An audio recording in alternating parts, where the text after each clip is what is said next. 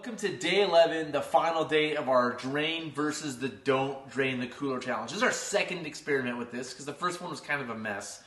This one's better, and the goal was to see which cooler keeps ice the longest if we drain it or don't drain. And the answer is the one that we drained kept ice the longest, which I did not expect. I was wrong. I totally 100% thought the one that we didn't drain would keep the ice. And what ended up happening was this was just like a big soup of water with some ice in the middle, and I feel like that's where the thermal conductivity made a difference. Anyway, that's a whole different aside.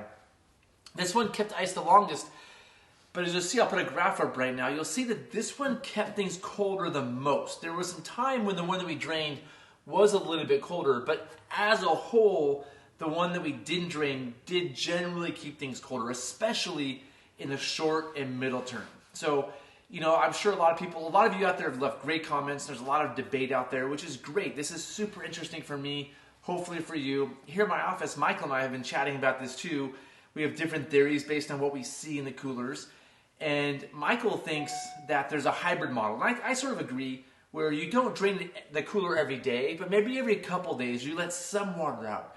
You don't let it become a soup with a bunch of ice in it. This became just a big soup with ice in it. You drained a lot of the water out, but you keep some water in there. Or maybe you keep it in there longer. So I think you can manage the drain to make ice last longer. We both agree with that. And so he wants to try that. He thinks that's the best method. And I've always felt if you had water jugs and you froze the ice in there, that would keep things colder. And he disagrees with me. We have a difference of opinion here. And we thought, well, we have the coolers. We're doing the experiment. The next experiment we'll do, and maybe it's going to be a week or so, is he's going to put ice blocks in one of these, and he's going to manage it carefully, be super thoughtful about what he does with draining and not draining.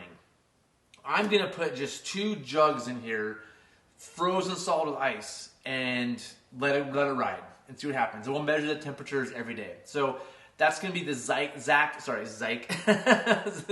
Zach versus Michael challenge. And we don't know who's right. I mean, I have an opinion, he has an opinion. We're going to find out at the end.